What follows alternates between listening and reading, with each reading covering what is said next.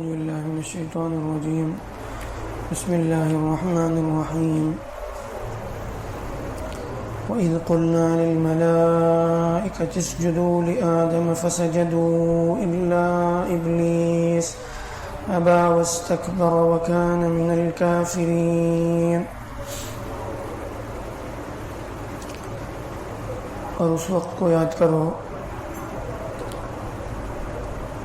جب ہم نے فرشتوں سے کہا کہ آدم کے لیے سجدہ کرو تو وہ سب سجدے میں چلے گئے سوائے ابلیس کے. اس نے انکار کیا اور تکبر اختیار کیا اور وہ کافروں میں سے ہو گیا. پیچھے آدم علیہ السلام کی تخلیق کا تذکرہ ہوا. پھر اس کے بعد اللہ تعالیٰ نے آدم علیہ السلام کی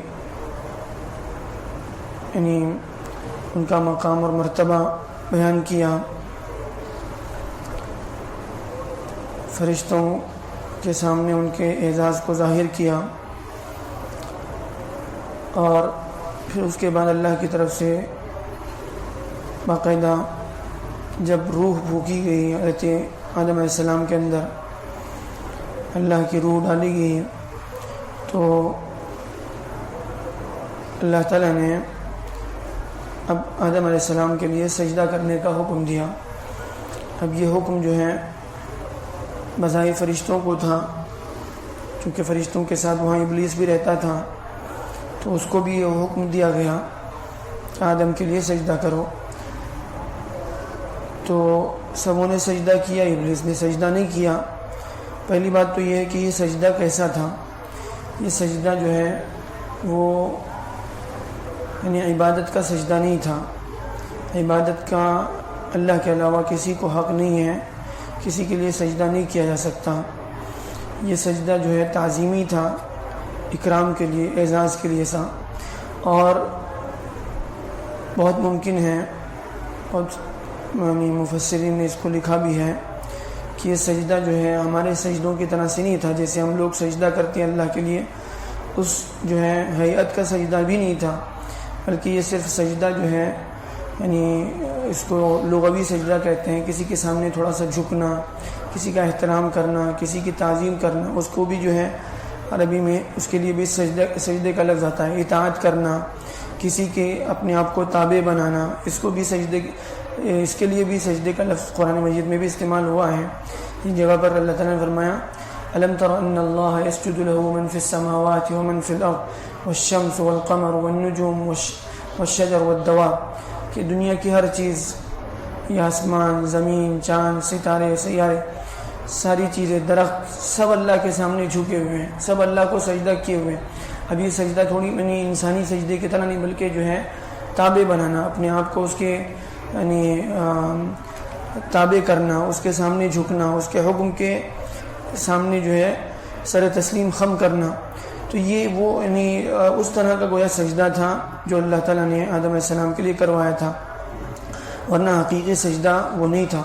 اور ایک جو ہے مطلب یہ بھی بیان کیا گیا کہ جس طرح سے جو ہے ہم لوگ کعبۃ اللہ کے سامنے سجدہ کرتے ہیں, اسی طرح سے کعبۃ اللہ کے سامنے سجدہ کرنے کا مطلب یہ نہیں ہوتا کہ ہم کعبے کی نعوذ باللہ عبادت کرتے ہیں, بلکہ کعبے کے سامنے اللہ کے حکم سے جو ہے سجدہ کرتے ہیں.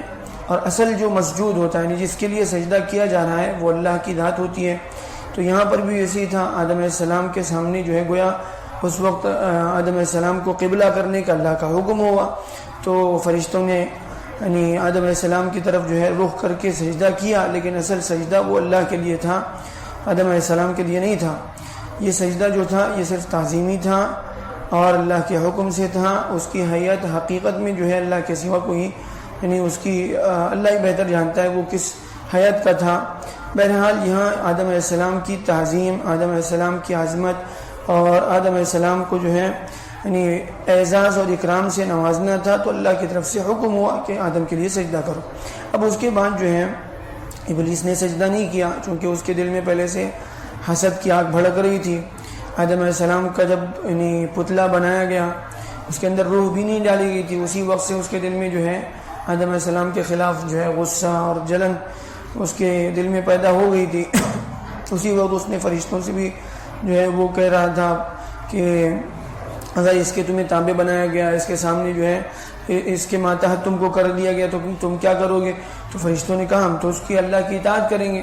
تو وہ جو تھا یعنی ابلیس جو تھا وہ اس کے دل میں پہلے سے تھا میں اس کو یعنی اس کی اطاعت نہیں کر سکتا، میں اس کے سامنے جو ہے کسی طرح سے جو ہے یعنی کوئی اطاعت یا پھر جو ہے جھکنے کا یا پھر اس کے ماتحت ہو میں اپنے آپ کو نہیں دے سکتا، یہ پہلے سے اس نے جو ہے ٹھان لی تھی۔ اب اس کے بعد جب اللہ کی طرف سے حکم ہوا تو اس نے انکار کیا، سیدھے انکار کر دیا اور کہنے لگا کہ میں تو آگ سے بنا ہوں، میں اس سے بہتر ہوں، اس سے افضل ہوں، اللہ سے بحث کرنے لگا اور وہ تکبر میں آ گیا، کیونکہ وہ اس کی جو ہے اپنی ایک تاریخ تھی، اپنے آپ کو جو ہے وہ اللہ کی بڑی اطاعت کرنے والا، فرما برداری کرنے والا، نماز اللہ کے لیے جو ہے بڑے اچھے کارنامے اس کے تھے، ان سب کی وجہ سے جو ہے اس نے اپنے آپ میں اپنا ایک مقام بنا لیا تھا۔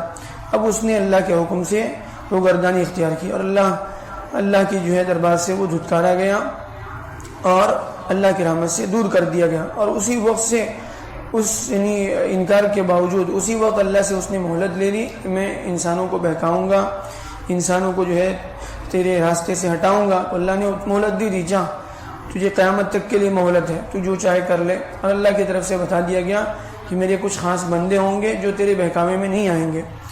اور آدم علیہ السلام کو بھی سمجھایا گیا دیکھو یہ تمہارا کھلا ہوا دشمن ہے، اس کی باتوں میں مت آنا، یہ تمہیں بہکاتا رہے گا، وسوسے ڈالتا رہے گا، اس کو کبھی اپنا خیر خواہ مت سمجھنا۔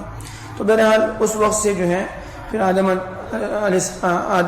اور ابلیس کی جو ہے وہ دشمنی شروع ہو گئی اور اس نے اپنا کام کرنا جو ہے اسی وقت سے شروع کر دیا۔ اب وہ اپنے کام پر لگا ہوا ہے، اس کے بعد اس نے آدم علیہ السلام کو جنت سے نکالا، وہ آگے اس کی اور تفصیلات بہرحال آ رہی ہیں۔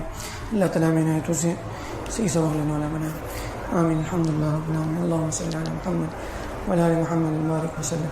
اللہم بک اصبحنا وبک نسینا وبک نحیا وبک نموت وإلیک النشور۔ اللہم احسن عاقبتنا فی الامور کلہا واجرنا من خزي الدنيا وعذاب الآخرة، آمین۔ سبحان ربنا رب العزة عما یصفون، سلام علی المرسلین، الحمد للہ رب العالمین۔